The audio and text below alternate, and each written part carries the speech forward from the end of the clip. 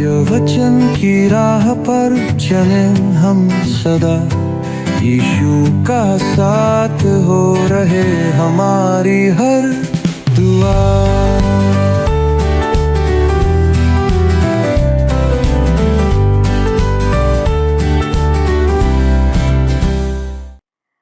प्रिय दर्शकों, मैं आप सभी का इस क्रमबद्ध बाइबल अध्ययन कार्यक्रम सत्य वचन में हार्दिक स्वागत करती हूँ। मुझे आशा है कि आप सभी हमारे इस क्रमबद्ध बाइबल अध्ययन के द्वारा अवश्य ही आत्मिक लाभ प्राप्त कर रहे हैं और बाइबल की बातों को सरलता से समझ रहे हैं।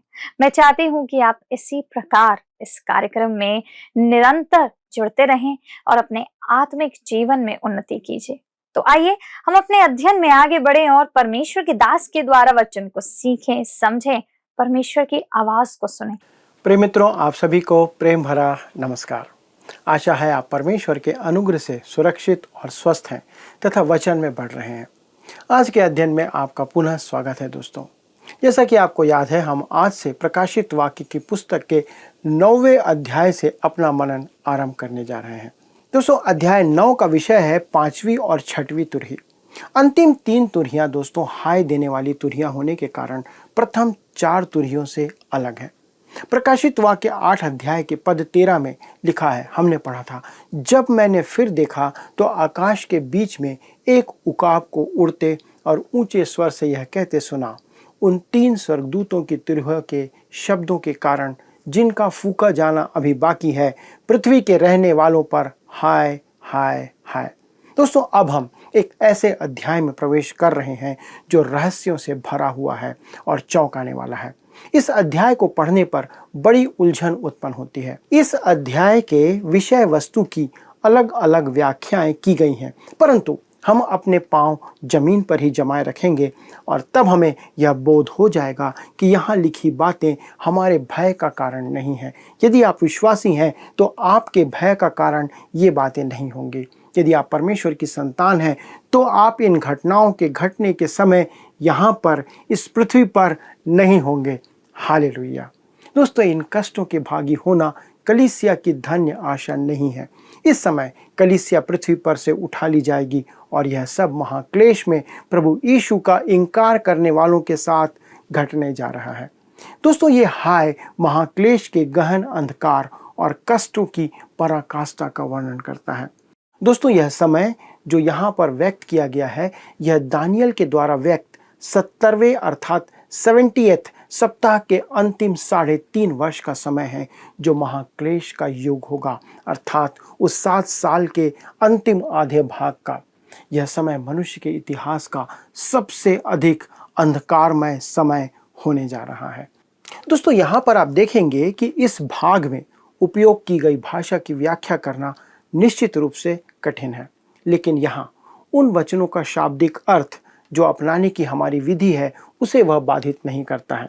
भले ही यहाँ पर उपयोग की गई आकृतियाँ अत्यंत स्पष्ट और बेतुकी हों, तो भी यदि कोई अन्य व्याख्या उचित हो तो यूहन्ना हमें इसके बारे में आगे जाकर निश्चित तौर पर बताएगा।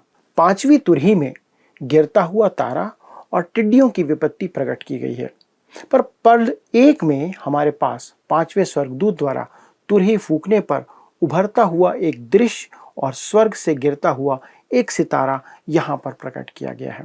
तो आइए दोस्तों, हम पढ़ते हैं प्रकाशित वाक्य 9 अध्याय उसके पद 1 को।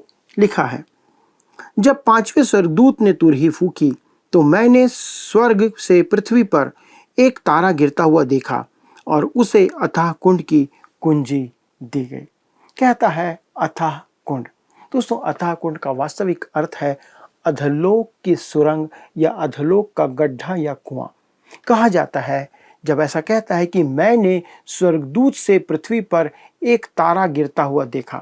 दोस्तों, हमने 2 तारे गिरते हुए देखे हैं और वे वास्तविक तारे हैं, अर्थात पृथ्वी पर गिरने वाली उल्का पिंड को प्रकट किया गया है।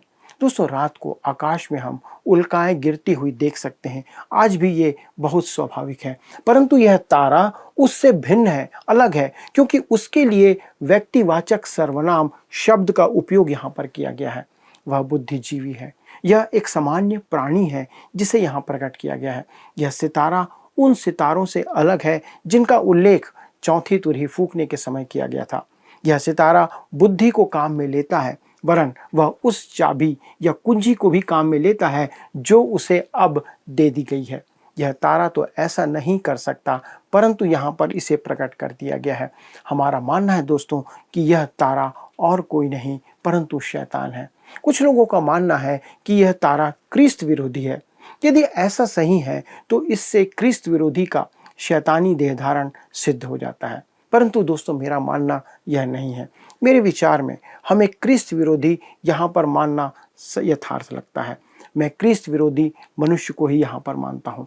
उसका अस्तित्व वह सब कुछ है जो प्रभु यीशु मसीह नहीं है, और वह शैतान द्वारा प्रोत्साहित किया जाएगा, जैसा यहाँ पर प्रकट है। मित्रों, इस सितारे को शैतान कहने के अनेक कारण हमारे पास यहाँ पर उपलब्ध हैं। जैसा यशायाह 14 अध्याय के पद 12 में लिखा है, कहता है, हे भोर के चमकने वाले तारे, तू कैसे आकाश से गिर पड़ा है। तू तो जाति जाति को हरा देता था, तू अब कैसे काट कर भूमि पर गिरा दिया गया है। लूका 10:18 में प्रभु यीशु मसीह ने कहा, उसने उनसे कहा, मैं शैतान को बिजली के समान स्वर्ग से गिरा हुआ देख रहा था। दोस्तों, यह गिराए गए तारे के समान है। दूसरा कुरिन्थी 11 अध्याय पद 14 में पौलुस लिखता है, यह कुछ अचंभे की बात नहीं, क्योंकि शैतान आप ही ज्योतिर्मय स्वर्गदूत का रूप धारण करता है।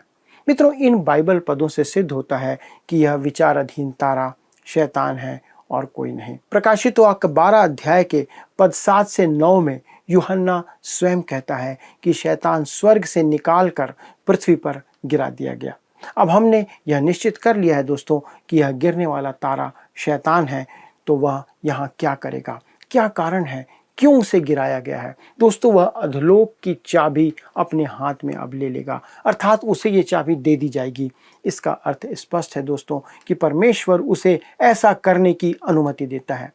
कुंजी या चाबी से अभिप्राय है अधिकार का, सामर्थ का, और यह उसे परमेश्वर के द्वारा दिया जाता है। यह परमेश्वर की अनुमति देने वाली इच्छा है कि परमेश्वर उसे ऐसा करने की अनुमति दे रहा है।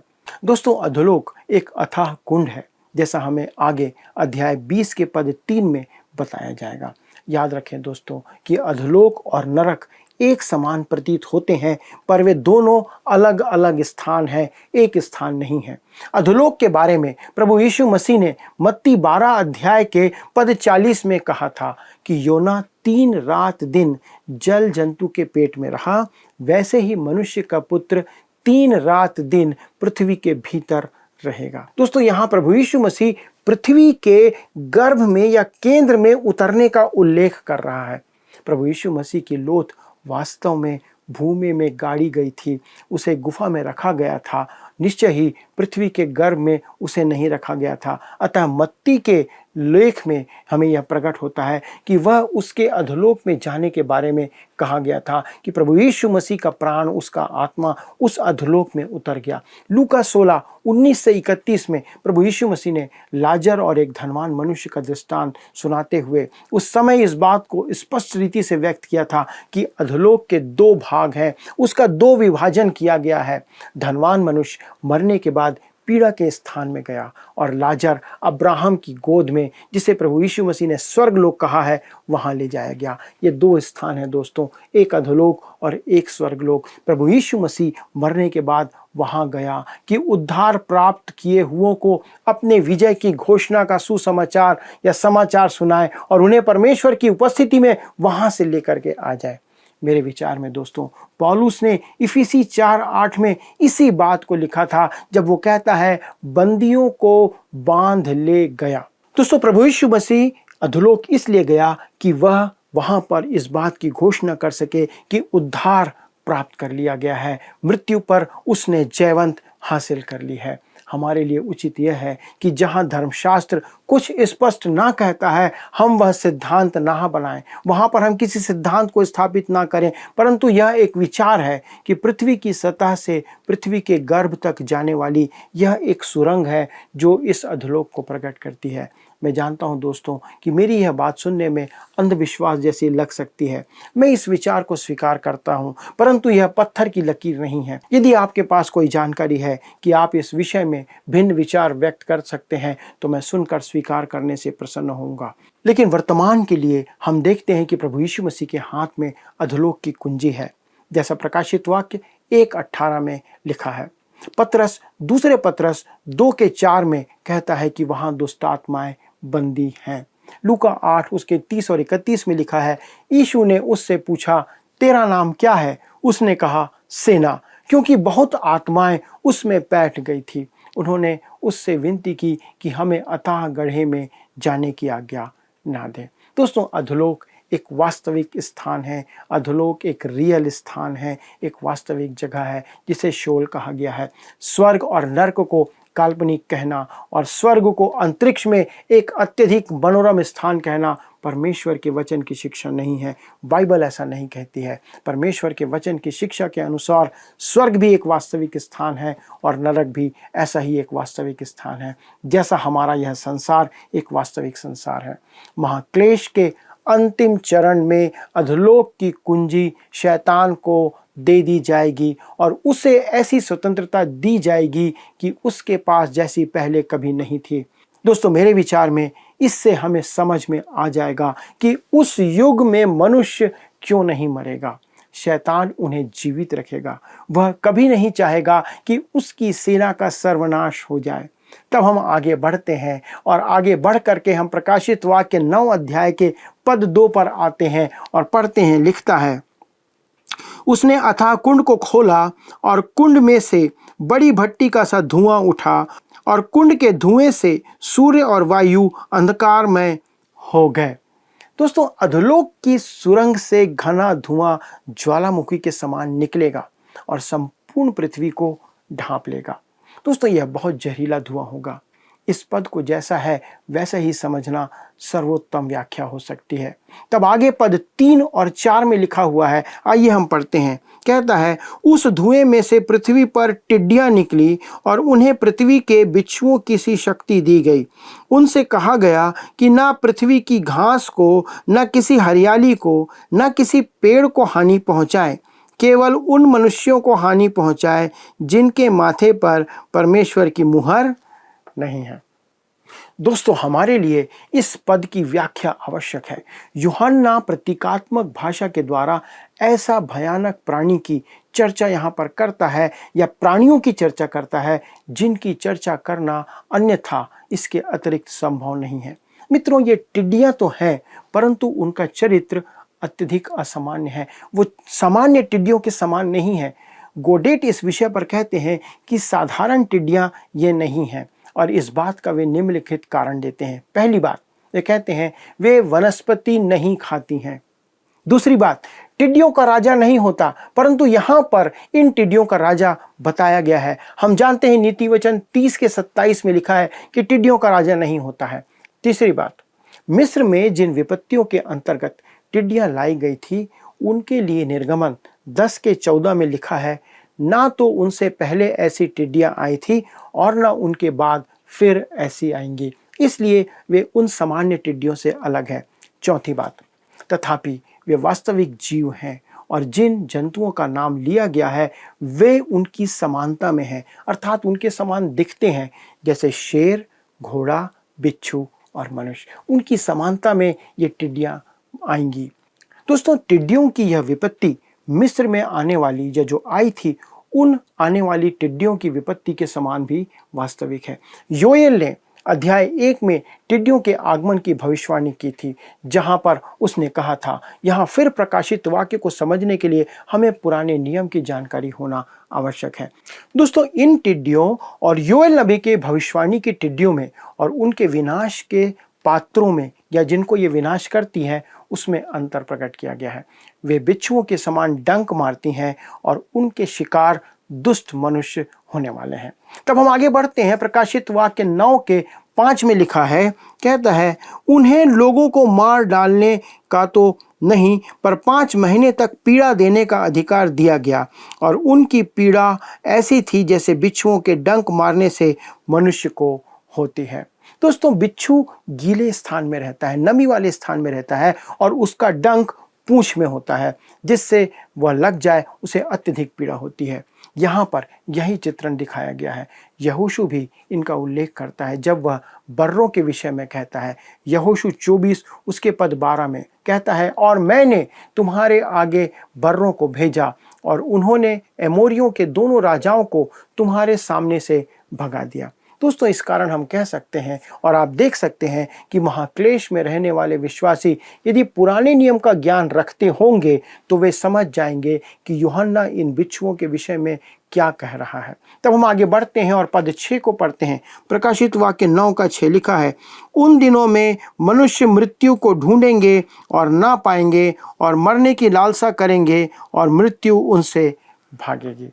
दोस्तों, शैतान को इस लंबे सुरंग की कुंजी दी गई है, जिसे स्पष्ट रूप से पुराने नियम में अधोलोक और नए नियम में नरक या हेड्स कहा गया है। दोस्तों, यह सुरंग उस अंधकारमय स्थान की ओर लेकर के जाती है जहां बीते युग के मृतकों की आत्माएं जाया करती हैं।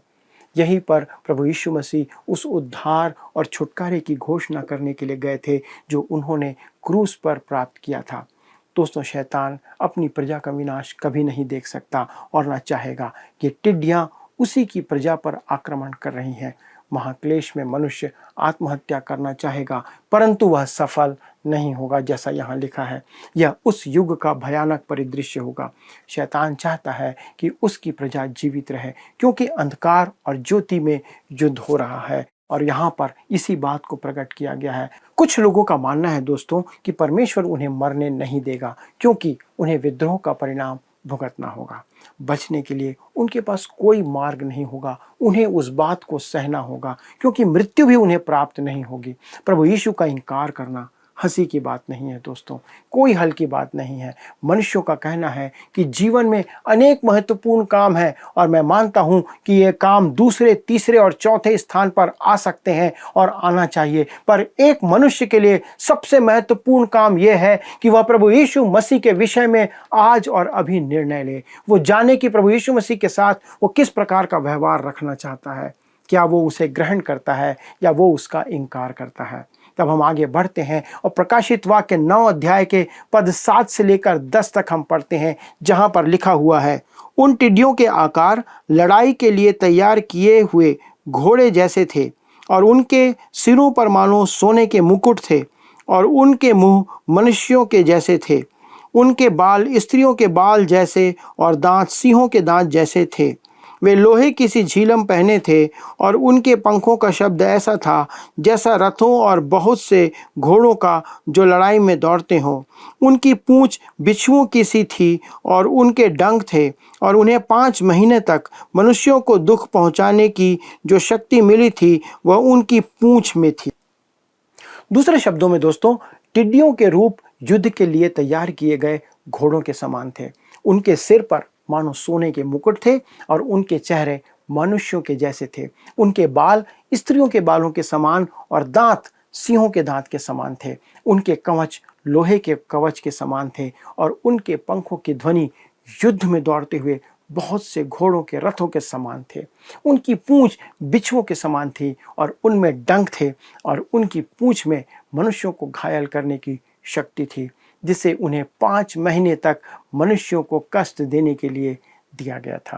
मित्रों, मुझे पूरा विश्वास है कि आप स्वीकार करेंगे कि यह एक भयानक, असामान्य तथा रहस्यमय विवरण है तथा इसका सूक्ष्म परीक्षण करने पर इस्राएल क्षेत्र की टिड्डियों से इसकी समानता प्रकट होती है।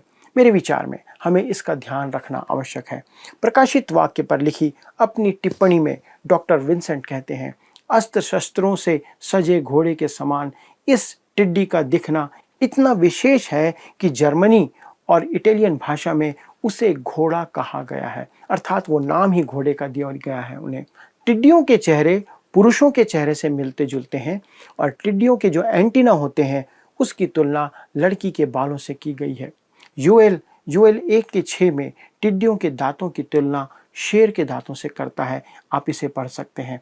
इन टिड्डियों की आवाज़ पर अनेक विचारकों ने टिप्पणी की है और वे कहते हैं इन असंख्य कीटों द्वारा संपूर्ण वातावरण को भरा हुआ देखने पर जो प्रभाव हम पर पड़ता है उसका वर्णन करना असंभव है, कठिन है। उनकी उड़ान धीमी और एक समान होती है तथा उनका शब्द पानी बरसने जैसा सुनाई देता है। कुछ लोग टिड्डियों की तुलना हवाई जहाज से भी करते हैं दोस्तों। कुछ वर्षों पहले मैंने किसी प्रचारक को यह कहते हुए सुना था कि इन टिड्डियों की पूंछ में डंक वैसा ही है जैसा लड़ाकू विमान की पूंछ में बंदूक लगी होती है। वह बड़ा अच्छा उदाहरण था, परंतु आज हम जेट विमान के युग में हैं और मिसाइल के युग में हैं, तो क्या हम उनकी तुलना मिसाइल से ना करें? मैं उनकी तुलना आज की किसी वस्तु से नहीं करना चाहता दोस्तों, क्योंकि यह हथियार भविष्य में काम में लिए जाने वाले हैं और तब तक और आधुनिक हथियार आने की संभावना है। महाक्लेश के समय में ये सब कुछ नया होगा। अब चाहे वह कुछ भी हो, हमारे आज के हथियार इतने भयानक हैं कि रूस और अमेरिका बैठकर इस पर विचार करना निश्चित चाहेंगे। और तब कहता है आगे बढ़ करके, उन्हें 5 महीने तक मनुष्यों को दुख पहुंचाने की जो शक्ति मिली थी। दोस्तों, इन विचित्र टिड्डियों द्वारा 5 महीने तक मनुष्य अवर्णित पीड़ा को सहता रहेगा, जिन्हें वे डंक मारेंगे। तब आगे बढ़ते हैं और पद 11 को पढ़ते हैं। उसमें कहता है, अथा कुंड का दूत उन पर राजा था, उसका नाम इब्रानी में अबदोन और यूनानी में अपुल्योन है, जैसा कि यहाँ पर कहा गया है। दोस्तों, इन टिड्डियों का अन्य टिड्डियों की तुलना में एक और अंतर दिखाया गया है। उनका राजा था, जबकि नीति वचन 30:27 में लिखा है कि टिड्डियों का राजा नहीं होता है। उनका राजा शायद पतित स्वर्गदूतों में से कोई एक होगा, शैतान का सेनापति होगा, जिसे पहली बार पृथ्वी पर आने की अनुमति दी जाएगी। दोस्तों, यह एक भयानक घटना होने जा रही है। इब्रानी भाषा में अबद्दोन का अर्थ है विनाशक, डिस्ट्रॉयर। इससे दानियल की बात स्पष्ट हो जाती है कि दुष्टात्माओं की विभिन्न श्रेणियां हैं जो कि हमें प्रकट की गई हैं। और दोस्तों, मेरे विचार में इनमें प्रधान सेनापति, शतपति, साधारण सैनिक तथा किराए के सैनिक आदि इस प्रकार के लोग होते हैं काम करने के लिए, इनके दूत होते हैं। इफिसियों की पत्री में हम देखते हैं कि परमेश्वर के स्वर्गदूतों की भी वहां पर श्रेणी दी गई है। तब आइए हम आगे बढ़ते हैं और पढ़ते हैं प्रकाशित वाक्य 9 अध्याय उसका पद 12। लिखा है, पहली विपत्ति बीत चुकी, देखो अब इसके बाद 2 विपत्तियां और आने वाली हैं। दोस्तों, आप देख सकते हैं कि यहाँ पर पहली हाय हमें महाक्लेश के अंतिम आधे भाग अर्थात उस 3.5 साल के भाग का परिचय देती है, जिसके ये 5 महीनों का भाग है जो यहाँ प्रकट किया गया है कि उस 3.5 साल के अंतिम भाग में 5 महीने तक इन लोगों को या इन टिड्डियों को अवसर दिया जाएगा। स्पष्ट है कि अंतिम 2 हाय शेष समय को पूरा करेंगी। यहाँ दी गई चेतावनी का अर्थ है कि और भी अधिक बुराई अभी आने वाली है। अगली तुरही के प्रकोप के या उसके प्रकट होते ही यह हल्की चेतावनी नहीं है। दोस्तों मित्रों, यहाँ हमें इस बात को प्रकट करता है कि परमेश्वर ने अंत में दंड के लिए जिन बातों का प्रयोजन रखा है वे इतनी भयानक है कि हम उसे सह नहीं सकते, नहीं पाएंगे। वे सब शारीरिक कष्ट हैं, पर इससे भयानक होगा आत्मिक कष्ट जो सबसे अंत में आने वाला है या आएगा। मित्रों, आज हमें केवल केवल केवल परमेश्वर के वचन पर विश्वास करके उसके निकट आना है। वह करुणामय और दयालु परमेश्वर है। आज भी उसकी क्षमा का द्वार खुला हुआ है। यदि आज कोई चाहता है कि क्षमा प्राप्त करे, प्रभु के पास आए, तो उसके लिए द्वार खुला हुआ है। आइए दोस्तों, हम उससे प्रार्थना करें, उसे धन्यवाद दें। स्वर्गीय पिता, हम धन्यवाद देते हैं। आपका वचन इन सब बातों को इसलिए प्रकट कर रहा है कि आप मनुष्यों को चेतावनी दे रहे हैं। प्रभु, हमारी विनती है और हम सब जितने इस कार्यक्रम में संलग्न हैं यह विनती करते प्रभु कि इस वचन को सुनने के द्वारा, इस अध्ययन को सुनने के द्वारा अनेक लोग प्रभु अपने मन को फिराएं, पापों की क्षमा प्राप्त करें और उस परमेश्वर के निकट में आ जाएं जो आज भी उनसे प्रेम करता है। पिता परमेश्वर, हमारे सभी दर्शकों के लिए प्रार्थना है प्रभु कि जितने इस कार्यक्रम में शामिल हैं उनमें से कोई भी प्रभु आपसे दूर ना हो, परंतु प्रभु वो आपके वचन को सुनकर ग्रहण करके पापों की क्षमा प्राप्त करें और आपके साथ प्रभु सदा के लिए प्रभु वो होने वाले उस कलीसिया का भाग बन जाए। पिता, हमारे लिए ये जीवन कठिन है, परिस्थितियाँ कठिन हैं, परेशानियाँ अत्यधिक हैं, हमारे विश्वास को बनाए रखना मुश्किल होता है, परंतु प्रभु आपकी आत्मा की सामर्थ्य में ऐसा करने में हमें सहायता प्राप्त होती है। धन्यवाद देते हैं प्रभु कि आपने पवित्र आत्मा हमें दिया कि हम उसके द्वारा अपने विश्वास में बने रहें। धन्यवाद के साथ पिता विनती को प्रभु यीशु क्रिस्त के नाम से मांगते हैं, सुने और अपनी महिमा के लिए ग्रहण करें। आमीन। प्रिय मित्रों, आज का अध्ययन क्या आपके लिए आशीष का कारण था? मेरे लिए तो था। क्या आप हमें बताना चाहेंगे कि आज आपने क्या नया सीखा या क्या आपने आशीष को आज प्राप्त किया है? यदि हाँ, तो कृपया अपना फ़ोन उठाएं और हमारे सलाहकारों के साथ संपर्क करें। परमेश्वर आप सभी को बहुतायत से आशीष दे। आइए अब हम प्रश्नों को देखें। पिछले प्रश्न का उत्तर है सी, समुद्र। पृथ्वी का अधिकांश भाग समुद्र है। आज के अध्ययन पर आधारित प्रश्न है, महाक्लेश के अंतिम चरण में अधोलोक की कुंजी किसे दी जाएगी? ए, शैतान, बी, यीशु मसीह, सी, पतरस, डी, मूसा। मित्रों, इस प्रश्न का उत्तर हमें कल सुबह 6 बजे से पहले विकल्प ए, बी, सी या डी के साथ अपना नाम, पता, स्थान के साथ 9651433397 पर SMS या WhatsApp करें। मित्रों, मुझे आशा है कि आज के अध्ययन के द्वारा आपने अवश्य ही अपने जीवन में नई बातों को सीखा है और अपने जीवन के लिए महत्वपूर्ण निर्णय भी लिए हैं। परमेश्वर आपको इसी प्रकार वचन के ज्ञान में बढ़ाए ताकि आप परमेश्वर में एक विश्वास योग्य जीवन जी सकें। मैं चाहती हूँ कि आप अपने मित्रों में भी इस कार्यक्रम को देखने के लिए एक उत्साह पैदा करें, उनके साथ साझा कीजिए इस कार्यक्रम को ताकि वो भी प्रभु के विचार, प्रभु की बातों को सीख सके, समझ सकें और इस वचन का लाभ उठा सकें।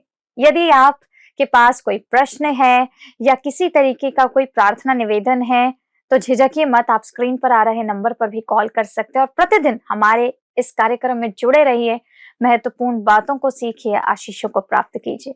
यदि आप इस अध्ययन को दोबारा देखना चाहते हैं तो आप हमारे YouTube पर वर्ड रिसाउंड्स हिंदी में देख सकते हैं और अधिक जानकारी और प्रार्थना के लिए आप स्क्रीन पर आ रहे नंबर पर जो आपके सामने है 9651433397 पर संपर्क कर सकते हैं।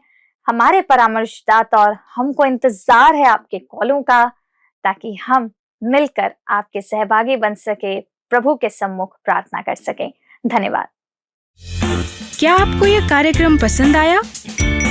अभी हमें एक मिस कॉल करें और आप अगले विजेता हो सकते हैं।